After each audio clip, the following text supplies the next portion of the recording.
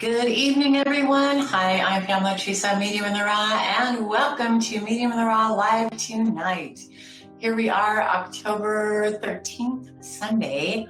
It has been a hot minute since I have actually gone live on our community. I'm sitting here with my babies, little Rosie. She needs a good brushing. Hello. And my Daisy girl. Busy with a lot of growth experiences this year, I'd have to say. Upon reflection, I'm very thankful for everything that has come my way. As such, I really have been learning and growing and taking more of a deep dive into what I think I will qualify as my spiritual health. There's always ups and flows, there's always ups and downs. Lost on the spiritual path. And I knew from the moment of January 1st, 2024, that this was going to be one hell of a year of awakening, which is why I changed up all of my marketing with the beautiful tree and 2024. And I just really knew that this year was going to be that year of great change, great awareness, there and back again. Sometimes you have to flesh out so much and come back again, really truly with an empty plate, to then regrow, relearn. I'm trying to find the proper words here to really explain what this journey has been like for me, and for many, actually. I have been taking deep dives into the esoteric and spiritual awareness and ancient teachings, and really trying to pinpoint that great awareness and what it means and how to get there and how to serve it up, how to deliver it, how to teach it, how to understand it, how to, like I said, it's there and back again. It's very interesting. All the while, life is going on. We are in the physical. It's very important that we do our physical life and the day-to-day, the regulars, and the ups and downs of that, whilst coupling that with that spiritual path and really trying to connect with the spirit world, reconnect with the spirit world, coming more into that point of what does this mean for me? Who am I? Where am I going? Why did I come here? What did I come here to do? That has really been the great, for me, journey of this year, of really, after all these years in life, and experiencing and gathering wisdom through the lessons and the experiences, the ups, the downs, the trials, the tribulations, the initiations, and then that silence, and then asking the questions again of, who am I? Why did I come here? What did I come here to do? That it always goes back around to the another step and all will be revealed. We seek outside of ourselves to try and find the answers, which is a very human, normal thing to do. It is the soul that powers the body, and our physical brain, highly intelligent, that logic, that intelligence, oftentimes will hijack that spiritual path, but yet at the same time, it's important, whilst we're in the physical, to not get too lost in that spiritual soul aspect without really coupling that with the physical side, that great balance, right?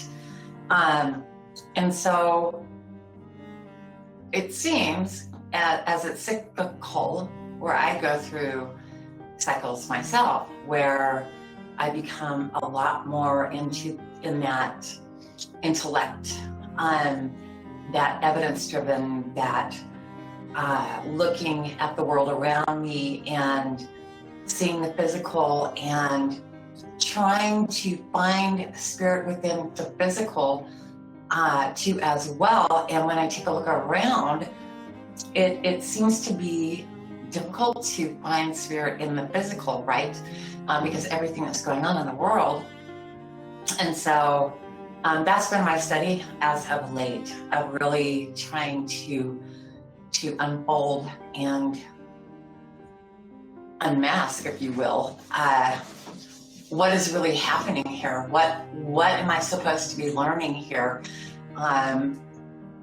Everything happens for a reason, so they say. And by the way, who are the they?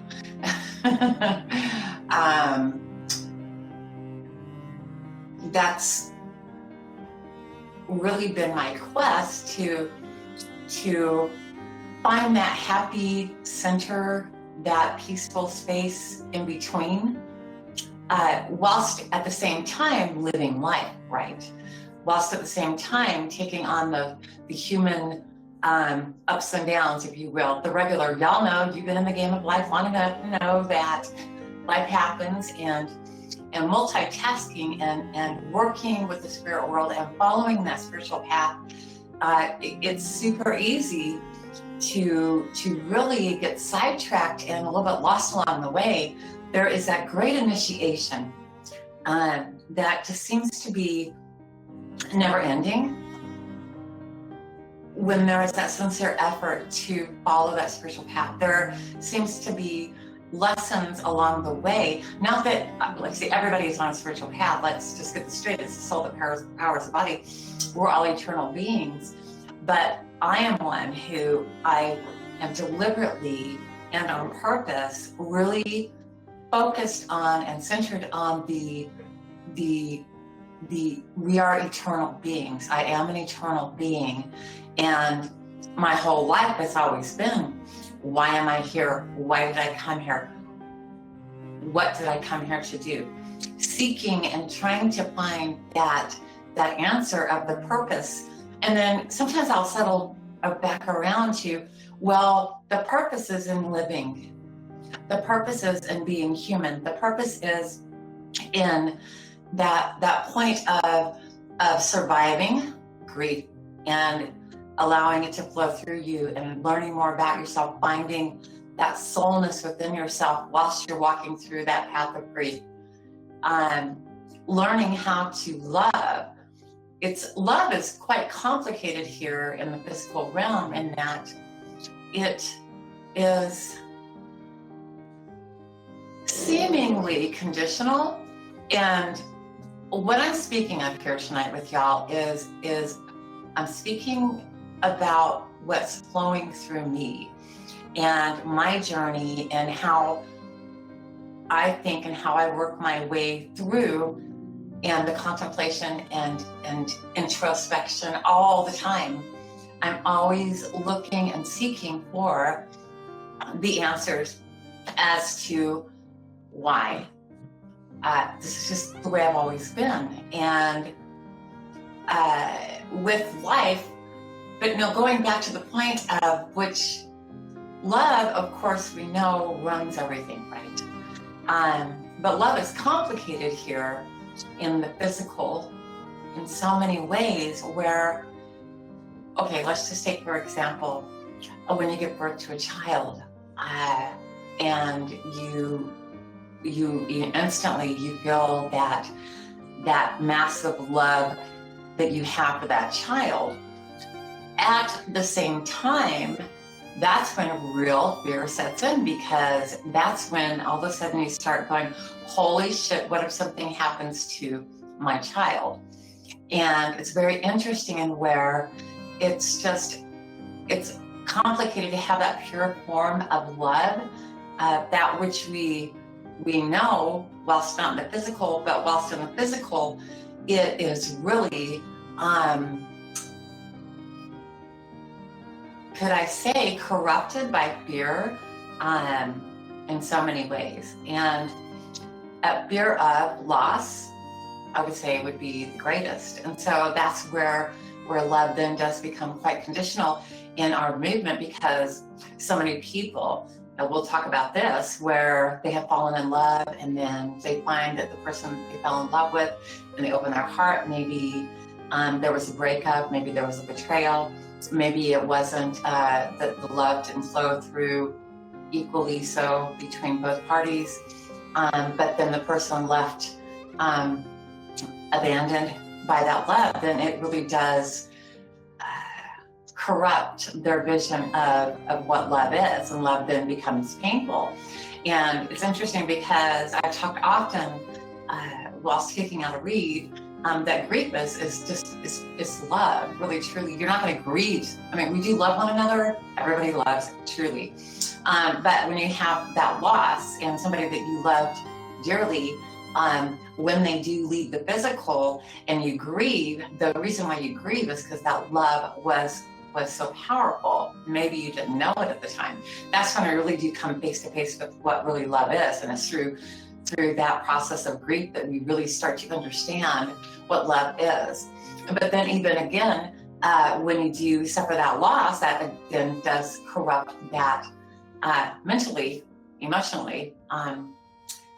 There's then that fear of, well, I don't dare love because love equals pain. Another thing I've been contemplating on here recently is, what is courage? What is strength? Exactly, what is courage? What is strength? What is confidence? And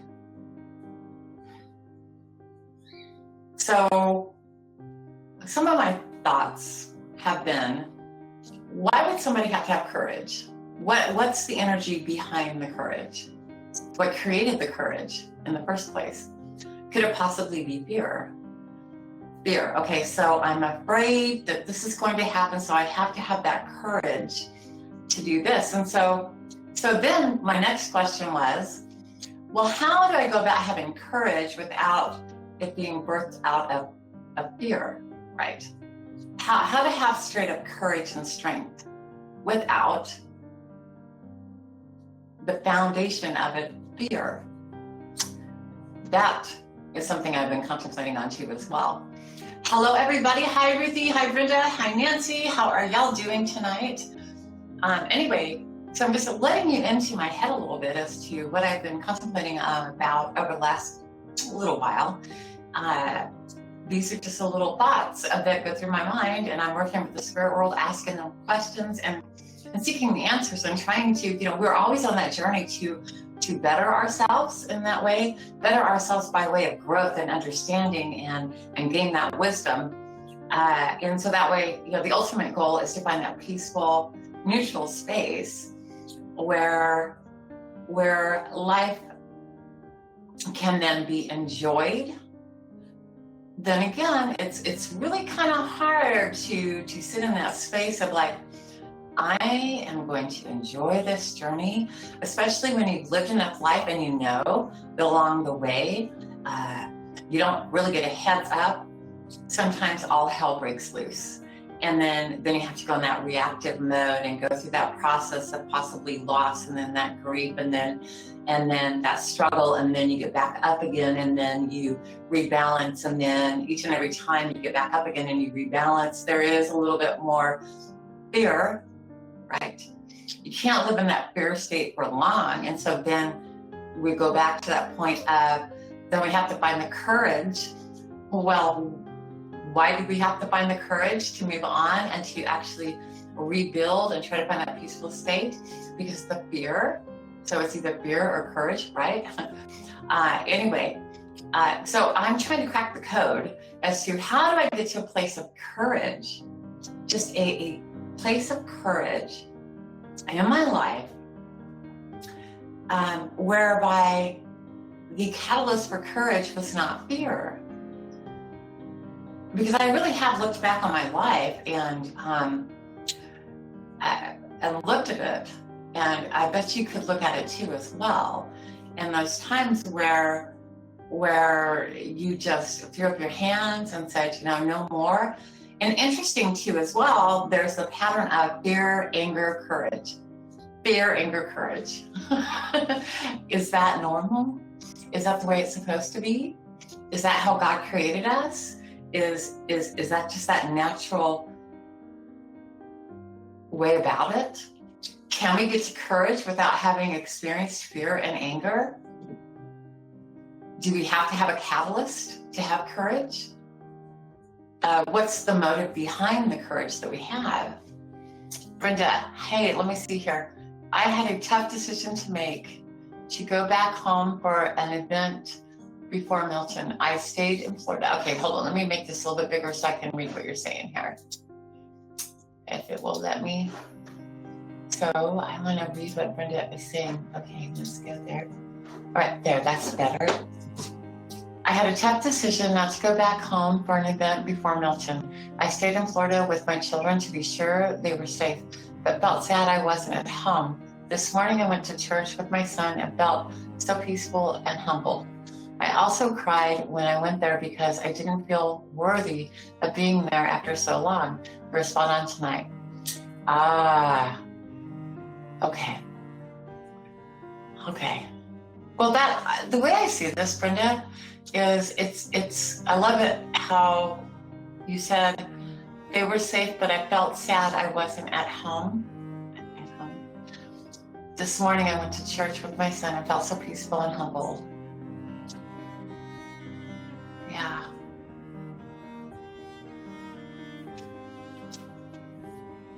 So then take the time, Brenda, and don't just skip through just skip past this and contemplate on your life and why you wouldn't feel worthy. Because then this is where our intellect will come in handy too. And when we really dissect and look at why we think what we think, where's the point of power, right? And so here's where I'm headed in this conversation tonight, and that is the truth, big T. Like, I'm not wearing my cross today. During my workout today, I kept seeing crosses like in the tree and the shadows and such like that. And the spirit world was, really truly the cross. And when you talk about spiritual symbolism and spirit world, they speak in symbols. It's really a T for truth. Truth and light. The truth of the matter is, why wouldn't you be worthy? You see, guilt should not be the driving force. That goes back to the point of that courage. First is that fear, then the anger, or guilt. Well, guilt doesn't really fit. There's a little bit of fear in there too as well. When it comes to that worthy statement, there's a little bit of fear packed in there for you, Brenda. Yeah. So, but also too, I've been studying and trying to figure out what is courage exactly? What does courage mean? Well, I know throughout my life, when I've had some really tough times and when the anxiety and the panic would come in, for many years, it rolled through me over and over and over again. And I lacked, it's like I felt like I had no control. And this is why I use powerful language an awful lot. It is medium in the raw after all. But I found that for me, there are certain words in that moment that will match the vibrational current of the energy that's flowing through me, that for some reason or another, it will, boom, snap me back, balance me back, and bring me to that point of taking my power back. And that would be the F word. Y'all have heard me kick that out quite a few times too as well. And it's not about an act. It is more about the vibrational current of what other word could quite describe. And to give you an example of when my mother called me to tell me my brother was dead, the first thing out of my mouth was like, oh, fuck. Like, yeah. Okay, so boom. And it's just that kind of like taking your power back in that expression. But going back to my point of where I've experienced anxiety and panic, and my mind's like, blah, blah, blah. I know I went through about 12 years solid of that back in the day. And finally one day I just couldn't take it anymore. And I just like the anger just boiled up in me at myself. And I'm just like, bullshit, no more. And I felt like I stood up with inside myself, just like, and the flame just shot through my body of, no, it's like that scene in Lord of the Rings, you shall not pass. I shall not live this way anymore.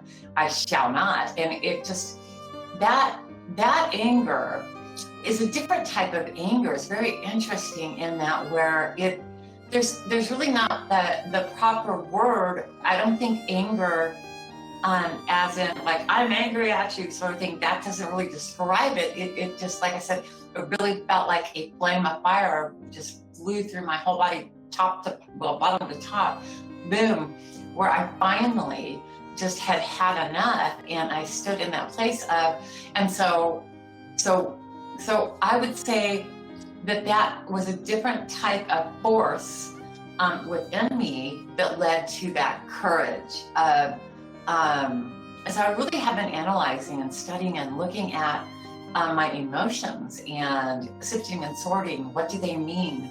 What does this emotion mean that's flowing through me here? And that's right on point, Brenda. Really take a step back and what is this emotion that I'm really having here? Where is the point of power? Where did it begin? Why don't I feel worthy? Let me unpack this for myself. Study. Know thyself and I will be revealed. It's so interesting because I'm knocking on heaven's door all the time, talking to the heavenly travelers. I'm like, give me answers. And I'm looking outside in the world, and I have been back in that mode of study and books. And interesting, it's a hodgepodge of my studies where it will be the esoteric, the metaphysical, the ancient studies. Just I'm all over the place, plus the news of the day.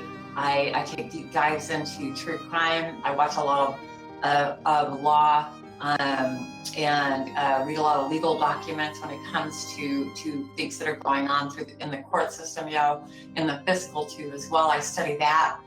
I'm all over the place, and but also I'm finding that so much of what is happening right now, people are saddled with fear. And so there's nothing, it seems to me like there is a fear response that's going on around us. So people are asking what's going on with the world here. And yes, it is another political season, but it's always a political season, wouldn't you think? I mean, I think it's always a political season, we're crying out loud. I mean, you just get done with one and there's another one. So I don't think that's it. Because there's always something somebody's going to be talking about. But there's so much in this day and age now. There's so much of the titles of videos and the thumbnails of videos and just ways to absolutely gain the attention. And we all four were like, whoa, leaning in, let's pay attention to what's going on here. And I'm not talking about the hurricane, y'all. That is something yo, bitch, man, I stand up. I'm like, but that is a total natural fear. Mother Nature, and you live in Florida long enough, you don't want to fuck around with hurricanes. You want to duck and cover, get out of the way, make sure you're prepared. It's all hands on deck. It's like the same thing when you go into labor, your water breaks, when you have a baby. That's a natural place to have a little bit of fear, and then you got to kind of find your courage, right? But you have to take those actions. What I'm talking about that's out there in the world right now is this manufactured fear mongering in every area of our lives. Every area of our lives, because when you look and if you try to find anything about spiritual awakening, esoteric, like on YouTube, look at the thumbnails. There's always like, okay, doom and gloom is coming. And this is it, 2025 or 2024, or this is what they said, or so much, the trend right now is there's a bunch of channelers out there, which look, okay, fine, whatever floats your boat. But it's you'll see that a lot of the popular podcasts that actually put this work out, their thumbnails, and even it's really it's infiltrated into a place that should be peaceful, but I don't know. Maybe that's the way it's always been, because you go to church, it's nothing but hellfire and damnation. And, okay, this is what you have to do, and if you don't do this, then you're going to go to hell. Everything on this earth is centered around our reaction to fear, for crying out loud.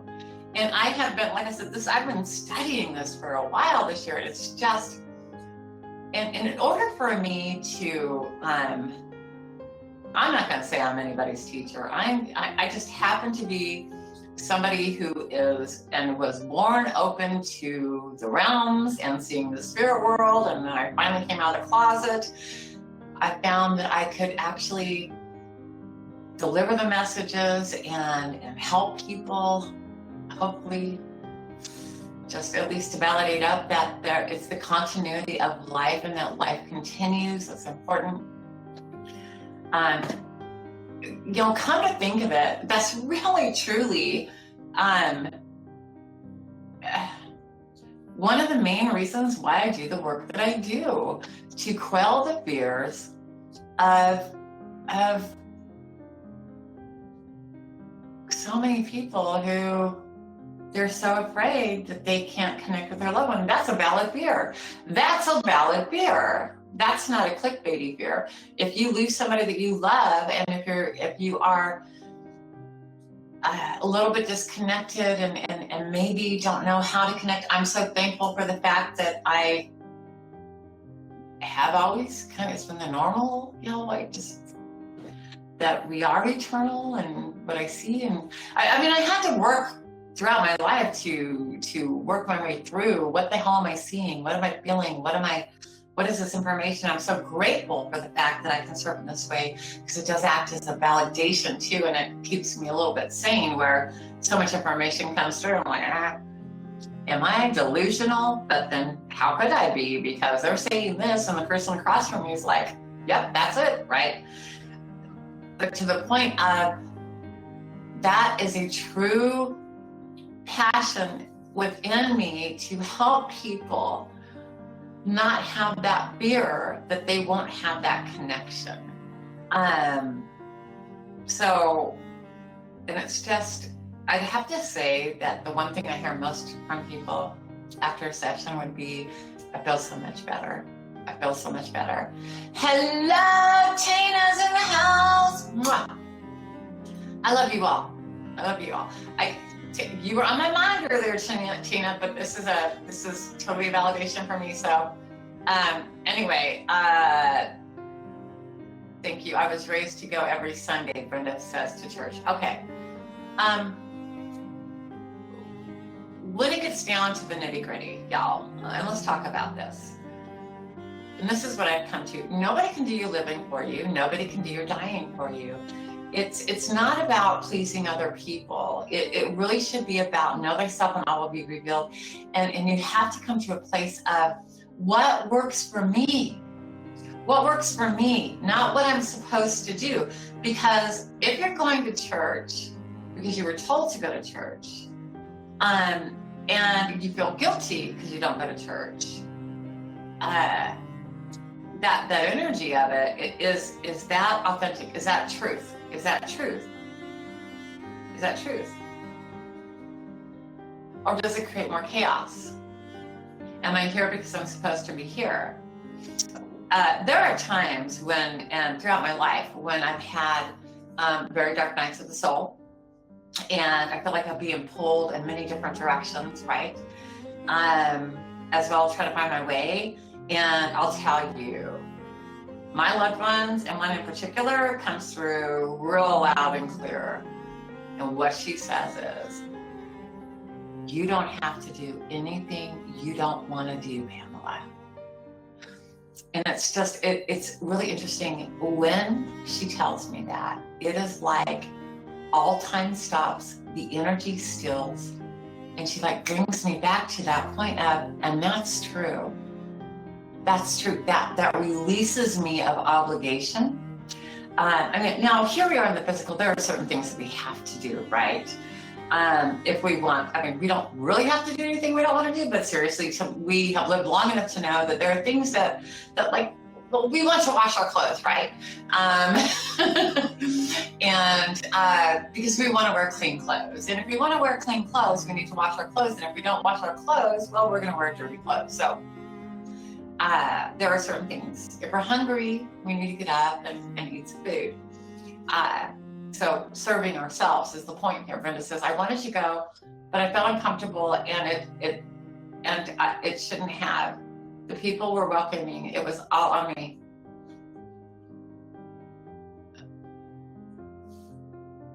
Well, you have to find your path and what works for you. And the uncomfortableness that you felt, it doesn't matter where you are, you're going to find people that you will love, and they will love you too as well. And if that's a place that gives you peace and harmony, then good. That's all that matters. And but however, it's really interesting in that. Sorry, I've got my doggies right here. Just for those of y'all joining, if you notice that I got them right here. So lay down. I figure I might as well hold them, otherwise they'd be barking in the background. And Daisy's like, what are we doing? So if you hear, they're just making all sorts of noise. Anyway, so long as it works for you, do it. Brenda, so long as it makes you happy, do it. And also too, this is wonderful because you get a moment of studying yourself and that emotion of how you feel is a good thing to analyze that. But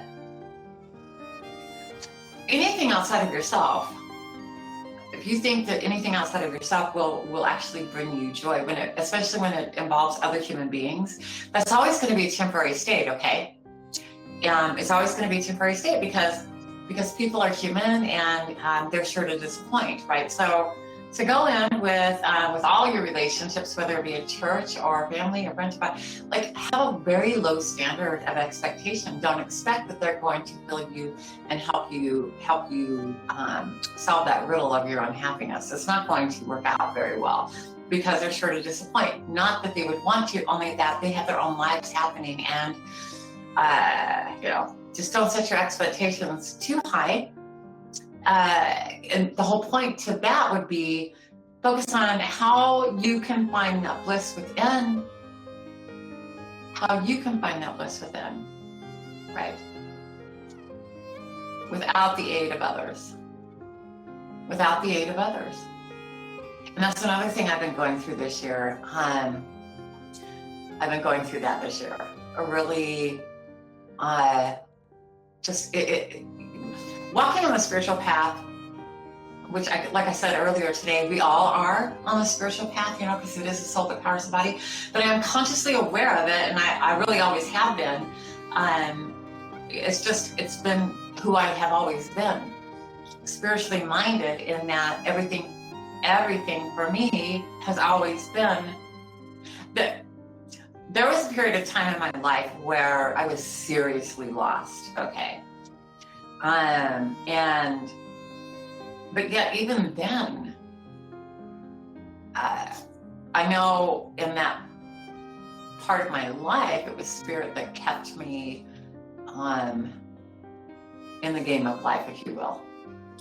But that finding that inner peace and that bliss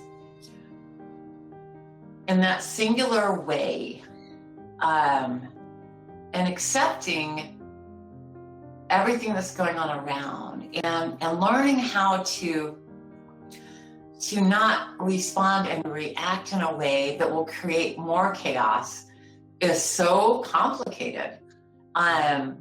It is like seriously have not mastered that. I'm looking at it. So I'm talking to y'all. I'm studying this shit. I'm looking at it, and because that's where I want to be. And I've often wondered if that's just reserved for when we're no longer here in the physical. Maybe it's meant to be that we live in chaos. Maybe it's meant to be that we go through all of these trials and tribulations to find ourselves and to get that wisdom. And I don't expect for this to be a heaven on earth, because, well, why even come here? I get that too, but also I would like to be able to grow in that way of inner balance and inner peace, and really be like that, like the eyesore, that big building on I-4 that has been there forever. That doesn't. It's funny. Stephen made a meme the other day on Facebook. He said that Milton, hey Milton, he didn't make it. He saw a meme that said, Milton, you know your assignment, right? The eyesore and I-4, okay? But anyway,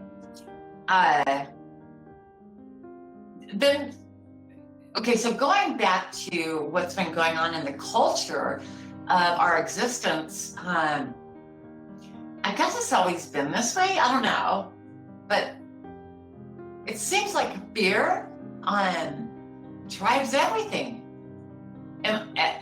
Am I wrong? What do I think here? See, Nancy says, Pamela, you taught me to trust my inner self. I got my 2 boys back that I lost in divorce. Got 3 granddaughters back. Beautiful.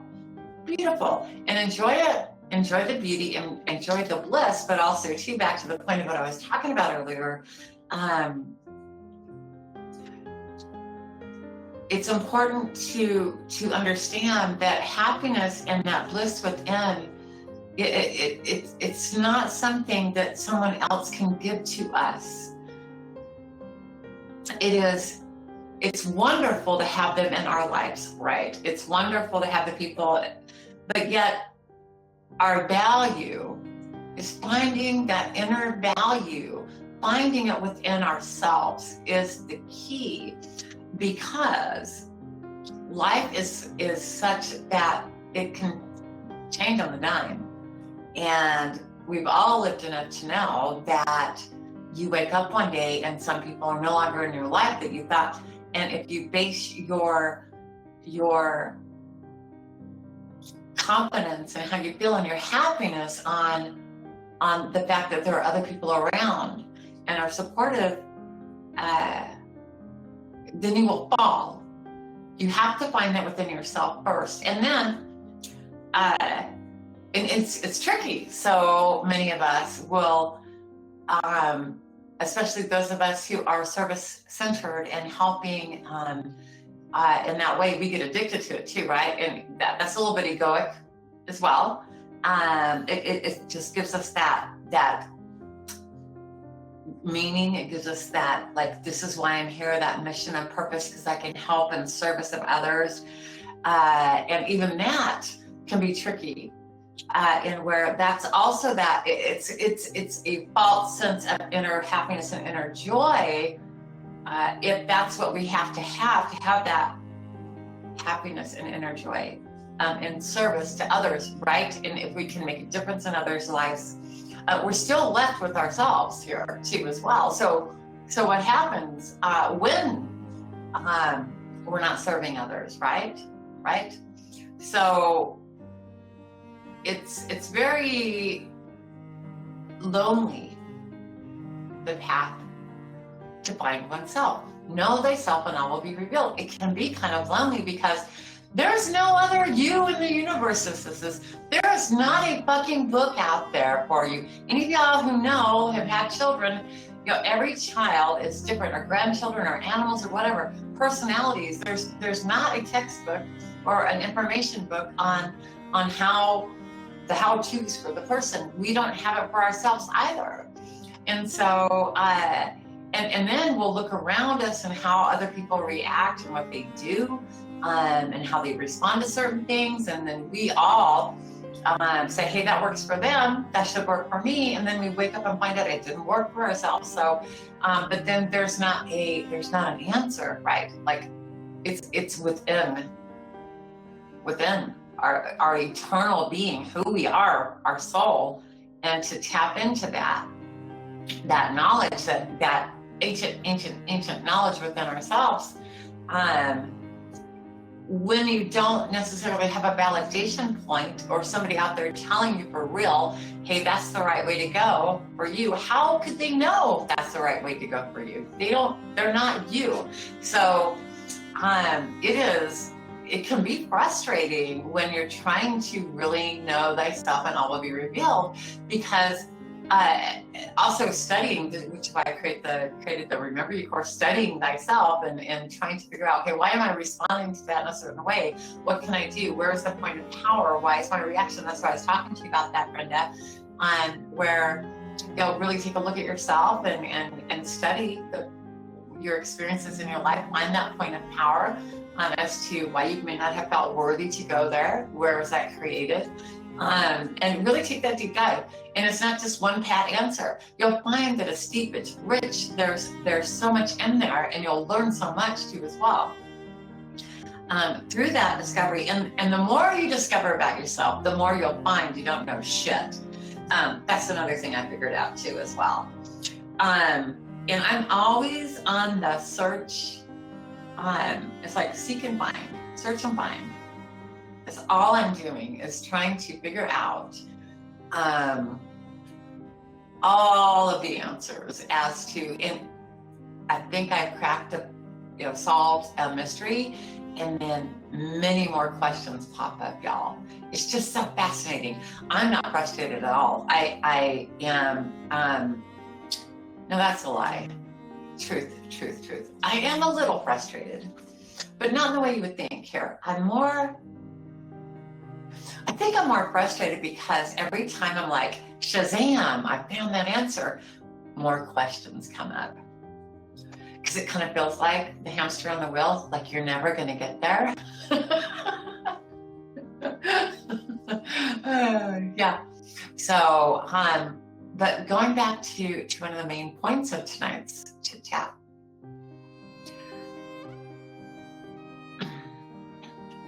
There's so much fear mongering out there. It's just interesting. And I mean, I understand it, because it really, one way to get somebody's attention is to scare the shit out of them. And spread the love, seek the truth, and then you'll find, right, Brenda,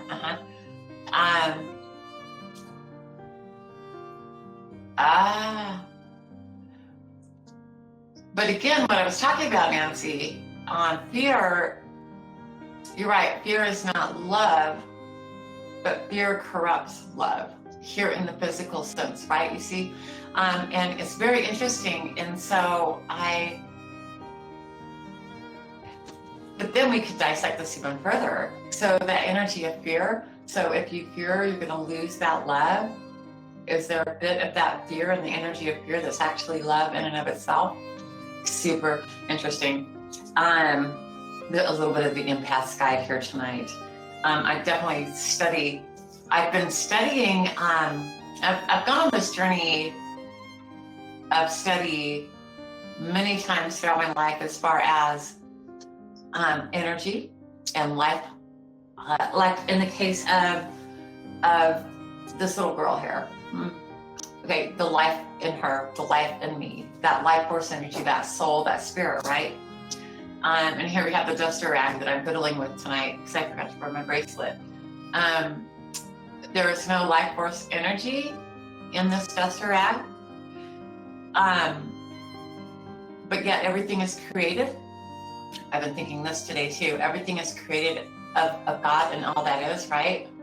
So, and of Mother Earth, right? But yet there's a difference. There's not a spirit or soul or that intelligence, if you will, within this duster, right? Now there's the energy imprint of me, my vibrational current, as I've been touching it. So that is a little bit like could we call it the soul radiation, if you will, which is in this, but studying the tree that has life, studying the tree that no longer has life, and like when you see a loved one, when it's that time for that last visitation, and you see the waxy figure no longer is the soul in the physical body, and it really truly is very similar to the inanimate, the objects that do not have spirit within it, right? That compare and contrast and studying, that's a great way to study and understand spirit and soul and that life force energy, and really a step in that direction of understanding and seeing that and connecting with the spirit world. When you learn how to identify that with your spiritual sight and seeing that, you'll see that your awareness of your loved ones who are heavenly will expand more. So that's like when you see a rock or a tire or a car or hear the airplane up in the air versus the squirrel in the tree or the bird singing, there's a different, you can feel the spirit of the squirrel, the bird, and you can feel the spirit, you can feel the communication, right? Versus the airplane flying above, you can hear that motor, but also too, you can feel the person or whoever is behind that and driving that too as well. So I'm just taking y'all a little bit, like I said from the beginning here, I'm just letting you in my head a little bit, the things that I've been contemplating on recently. Thank you ever so much for your patience here, for those of y'all who have joined up on mediumintheraw.com community. Thank you for your patience, and that I've not been kicking out a lot of content this year, but I am still here. We will be kicking out the reads. I really appreciate each and every one of y'all. I'm grateful to be of service. If this has helped you at all tonight, this little bit of rambling I've done, I'm grateful. Or maybe, just maybe, you can actually post some of your musings, some of your thoughts too as well. I'm thankful that you're here too, Nancy. Very grateful. I'm grateful for each and every one of y'all. But I'm going to wrap this up. And one of the reasons why I've kind of stayed quiet over the last 4 years, most particularly the last year, is I am more like the turtle. When there's a lot of chaos going on, I will try to make an attempt, but more so I would like to step away from the chaos and kind of go quiet. Also too, there's been things going on in my life that have interfered, that I've had to take care of personally, between Stephen's broken ankle, Jorge's broken knee, Zukhov's broken foot, Toby's surgery, Savannah's surgery, all of that.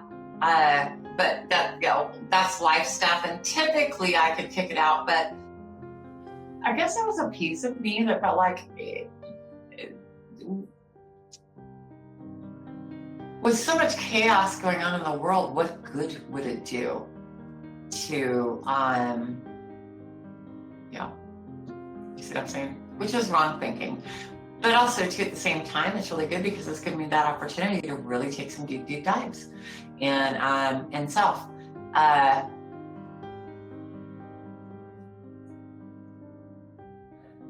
What I'm talking about, Nancy, is I'm stepped back here. This is not about my fear. What I'm talking about is what's going on in the world, in that people are motivated, super duper motivated. All you gotta do is look at any of the news feeds. Facebook, I'm not on TikTok, so I don't know what the hell goes on there. Facebook, I'm really not on Instagram ever since I got impersonated, so I'm really not on Facebook, really. Stephen will post up stuff, but I stay off there. But YouTube, I guess I would say mainly.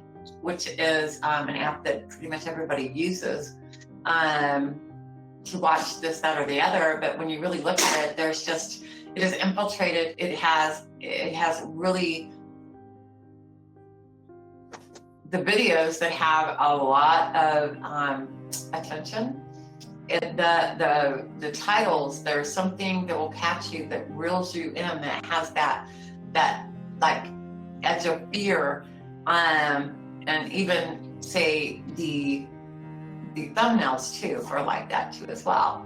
So that seems to be a driving force. That seems to be we are in a world of fear right now. There's that fear and that frenzy of fear. It's just really interesting, and very, very interesting. We are all together in a way. We're going through growth together, and so maybe this is part of the process and the fleshing out of that. So there's that group energy, the world energy, the group energy. There's the individual energy. So this at some point, I wonder if it's ever meant to be on Earth, where there will be a space of I'm telling you, this has been going on for thousands of years. So I'm not just talking about like right now. I've been doing these deep dives and really studying this. It's just like fear drives so much. And it's just that human nature where if somebody is to put a happy post, right, or a happy video, it really doesn't have that drive. Whereas when somebody posts something where, Daisy, stop it. So anyway, now I'm babbling, but I really have been looking at this and wondering if it's part of the cycle here on Earth. How many thousands of years are we going to be going through that fear cycle? I just wonder. Fear does bring about a lot of growth. True, it does. But going back to the top of today, what I was talking about is there a way to get to courage without going through fear, anger, then to courage? I haven't figured that out myself yet. So I know that in order to get out of my fear, throughout my life, I've had to, like I said, years ago when I would have that anxiety and that panic, how I stopped that was it's just like, I rose up and said, no more, you shall not pass. And there was just kind of like, I guess you could say, that righteous anger within me, like I shall not live that way. I shall not live that way. And I'm wondering if we're coming to a point where maybe people, because maybe as a group here on Earth, maybe there will come to be that point of, I shall not feel that way anymore. You shall not pass. Hi, Ruthie. Let's see, my favorite quote from Joyce Meyer's, "Fear, false evidence appearing real." Okay, so I get what you're saying there, Ruthie. Another level of what I've been looking for in my life lately, and I'm going to keep this real, speaking of real, is, and there are moments in our lives, y'all, each and every one of us, where we have to face down fear, right? And situations where, like a hurricane, that's a legitimate fear, man. Where if it's coming your way, that's a legitimate fear where we actually need to take action and to actually get out of it. I just wonder if we can learn how to, when I'm talking about learn how to actually transmute it to that energy of fear.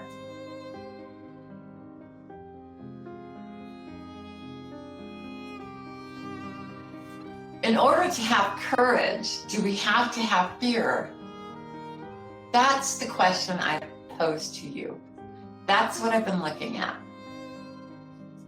You tell me,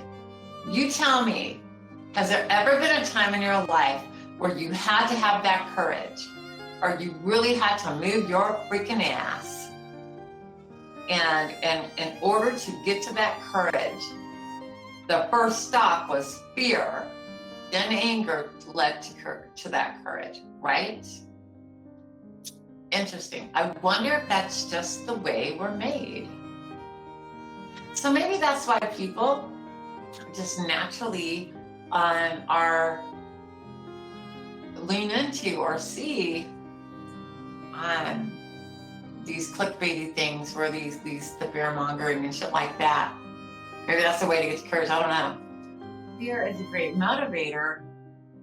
The point is, and this is what I've been trying to unfold on my quest on that spiritual path, that awakening, trying to awaken in that space, that higher frequency of how do I stay in the middle? Because life is going to happen, right? And how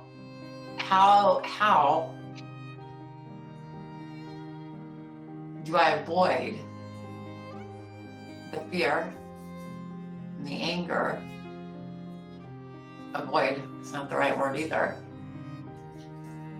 Interesting though. So something to study, y'all. Know thyself and all will be revealed. So this has just been the topic for me this week, where I've been studying it. That's just who I am. I'm very interested in really looking at all of this. I go deep, and I just want to share with y'all. I've always prayed, but I have done it alone for many years. But you're not alone in your prayers. Every thought is a prayer anyway, Brenda. And this is interesting, Brenda. I'm going to answer this question, so I don't even know if it's relevant for you, but I did hear recently on one of my journeys and the deep dives, where somebody had said, the scriptures say you need to have more than one, and that makes them more powerful.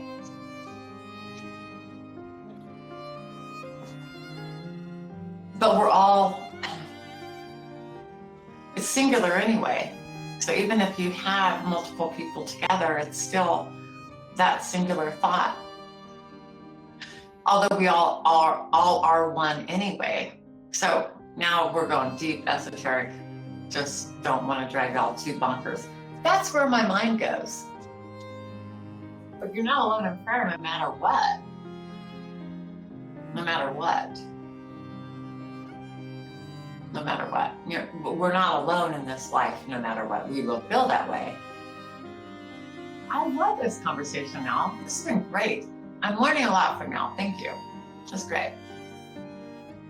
Wonderful. I should do this more often, huh? I love this format. Yep. So you can expect that I'm going to be popping on pretty regularly here now. We will just pick each other's brains, y'all. This is fun. I really enjoyed this. Yeah, it takes a village. And the village is all your friends, all the people you talk to, and it works together. Oh yeah, I love to get many different points of view, because there's only one you in the whole universe. Yeah, that's it. Yeah. But prayer is the most powerful tool we have, y'all. My prayers typically are like, what the fuck? What the fuck? Help! Okay, well, look at that. We rocked it out for an hour. This is so cool. Anyway, I love you all so very much. This is definitely cool. And if you're watching on the replay, if you didn't catch us live, please drop some comments in the comment section and give us your 2 cents. We would love to hear your thoughts on what we've been talking about here tonight. And we want to keep the conversation going. And I love you, and I can't wait to see you too. Love you. Love you all so very, very, very much.